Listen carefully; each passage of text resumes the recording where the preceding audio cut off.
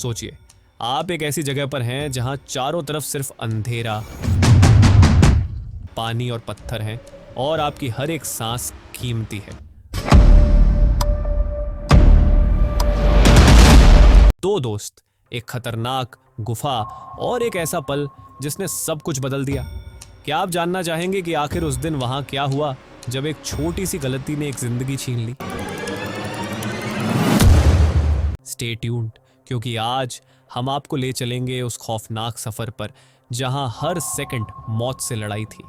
आज की कहानी है दो जांबाज केव डाइवर्स मार्टिन और रॉजर की, जो यूके की सबसे खतरनाक और अनजानी केव सिस्टम ओगॉफ एजेंट को एक्सप्लोर करने निकले थे। ये सिर्फ एक एडवेंचर नहीं था, बल्कि एक ऐसी जर्नी थी जिसमें हर डिसीजन, हर सांस और हर कदम जिंदगी और मौत के बीच का फर्क था। मार्टिन और रॉजर एक्सपीरियंस्ड केवर्स थे, लेकिन केव डाइविंग की दुनिया में नए थे। 1974 में दोनों ने ठान लिया कि वो इस केव सिस्टम के अनछुए हिस्सों तक पहुंचेंगे जहां आज तक कोई नहीं गया। लेकिन इस एक्सप्लोरेशन के दौरान एक रूल तोड़ना और एक छोटी सी मिस कैलकुलेशन रॉजर के लिए जानलेवा साबित हुई। आज हम जानेंगे कैसे शुरू हुआ ये खतरनाक सफर, कौन सी गलती बनी रॉजर की मौत की वजह, और क्या सबक मिलता है हमें इस सच्ची ट्रेजेडी से। वीडियो के अंत तक बने रहिए, क्योंकि ये कहानी आपको सोचने पर मजबूर कर देगी कि कभी कभी एक छोटी सी लापरवाही इतनी भारी पड़ सकती है। मार्टिन फार और रॉजर सेलरी, इन दोनों का जुनून था अनएक्सप्लोर्ड केव्स को डिस्कवर करना। यूके की ओगॉफ एजेंट केव सिस्टम साउथ वेल्स में एक ऐसी जगह थी जहां जाने का सपना हर एक्सप्लोरर देखता है, लेकिन हिम्मत बहुत कम लोग जुटा पाते हैं। मार्टिन और रॉजर की उम्र सिर्फ 23 और 26 साल थी, लेकिन दोनों ड्राई केविंग में लगभग 10 साल से माहिर थे। केव डाइविंग में उन्हें बस 3 साल का एक्सपीरियंस था, लेकिन उनका जज्बा किसी वेटरन से कम नहीं था। 1974 में जॉन पाकर नाम के एक्सप्लोरर ने इस केव सिस्टम में तीसरे सम्प वाटरफिल्ड टनल की खोज की थी, लेकिन आगे जाना बाकी था। सम्प का मतलब है गुफा का वो हिस्सा जो पानी से भरा होता है और जहां जाने के लिए स्कूबा डाइविंग जरूरी है। इन दोनों ने ठान लिया कि वो तीसरे सम्प के आगे का रास्ता भी खोजेंगे। लेकिन केव डाइविंग ड्राई केविंग से कहीं ज्यादा खतरनाक है। यहाँ एक छोटी सी गलती सीधा मौत का बुलावा बन सकती है। मई 1974 रॉजर के नी इंजरी के कारण मार्टिन को पहली बार अकेले जाना पड़ा। अकेले जाना पहले से ही रिस्की था, लेकिन मार्टिन डिटरमिन्ड था।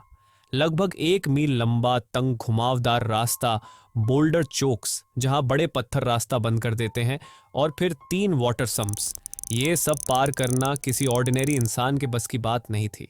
मार्टिन ने तीसरे सम्प को पार किया और आगे एक नया सम्प भी खोज लिया, लेकिन उसके पास एक्स्ट्रा एयर टैंक नहीं था, इसलिए वो वापस लौट आया। सरफेस पर पहुंचते ही उसने रॉजर को बताया, अब अगली बार दोनों साथ जाएंगे और एक्स्ट्रा टैंक लेकर चौथे सम्प को भी एक्सप्लोर करेंगे। जून 15, 1974 रॉजर और मार्टिन दोनों 3-3 टैंक्स लेकर केव के अंदर गए। हर टैंक को तंग रास्तों से घसीटना, खुद को स्क्वीज करना, यह जर्नी फिजिकली और मेंटली एग्जॉस्टिंग थी, लेकिन दोनों का एक्साइटमेंट डर से ज्यादा था। सम 3 पार करने के बाद दोनों ने नई अनएक्सप्लोर्ड पैसेज में कदम रखा। 1800 फीट लंबा, ट्विस्ट और टर्न से भरा रास्ता, और फिर चौथा सम्प, एक न्यू चैलेंज। डाइव की शुरुआत में सब ठीक था, लेकिन जैसे जैसे दोनों आगे बढ़े टेंशन बढ़ने लगी। रॉजर साइनस पेन से जूझ रहा था, लेकिन उसने हार नहीं मानी। गाइडलाइन बिछाते हुए मार्टिन ने डाइविंग का सबसे इंपॉर्टेंट रूल तोड़ दिया, रूल ऑफ थर्ड्स। अपनी एयर का 1/3 बाहर जाने, 1/3 वापस आने और 1/3 इमरजेंसी के लिए रखना चाहिए। मार्टिन क्यूरियोसिटी में आगे बढ़ गया। उम्मीद थी कि आगे एयर पॉकेट मिलेगा, लेकिन जब उम्मीद टूटी तब तक बहुत देर हो चुकी थी। एयर टैंक का मेजर हिस्सा खर्च हो चुका था। रॉजर भी उसी उम्मीद में था, लेकिन दोनों को कोई एयर पॉकेट नहीं मिला। अब शुरू हुई असली जंग, सर्वाइवल की। मार्टिन ने तुरंत वापसी का फैसला किया, लेकिन टैंक ऑलमोस्ट खाली हो चुका था। रिजर्व टैंक पर शिफ्ट किया और हर सेकंड गिनते हुए 300 फीट लंबा सम्प 4 और फिर 850 फीट लंबा सम्प 3 पार करना था। रॉजर की हालत और भी खराब थी। उसके पास मार्टिन से भी कम एयर थी। मार्टिन सरफेस पर पहुंचा, लेकिन रॉजर नहीं आया। 10 मिनट, 20 मिनट, फिर 1 घंटा, कोई हलचल नहीं। मार्टिन समझ गया कि रॉजर शायद बाहर नहीं आ पाएगा। गाइडलाइन खींच कर देखा, लाइन कट चुकी थी। रॉजर शायद पैनिक में उलझ गया था या गलत डायरेक्शन में चला गया। उस अंधेरे, तंग पानी के टनल में रॉजर की आखिरी सांसें गिनी चुनी थी। मार्टिन को अब अकेले ही 3 सम्स और 1 माइल लंबा रास्ता पार करके बाहर निकलना था। रॉजर के लिए कोई उम्मीद नहीं बची थी। बाहर आकर रेस्क्यू टीम को बुलाया गया, लेकिन रॉजर का कोई सुराग नहीं मिला। 12 साल बाद 1986 में दूसरे डाइवर्स ने सम्प 4 में रॉजर की बॉडी खोजी। इतनी गहराई, इतना खतरनाक रास्ता कि बॉडी को बाहर लाना भी नामुमकिन था।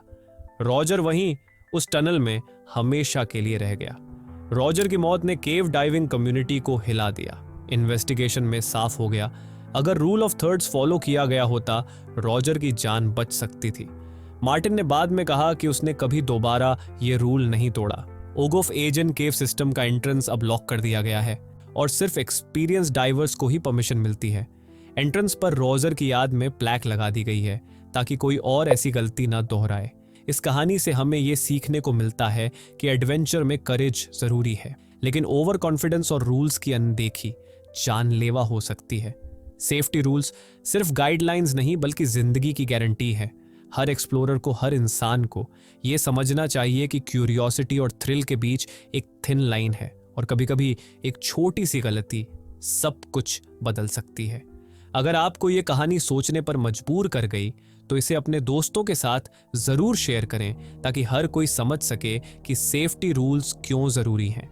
कमेंट्स में बताइए, क्या आप कभी ऐसी रिस्की एडवेंचर करना चाहेंगे और ऐसी कौन सी मिस्टेक है जो आप कभी नहीं दोहराएंगे। सब्सक्राइब कीजिए ऐसी और सच्ची, दिल दहला देने वाली कहानियों के लिए।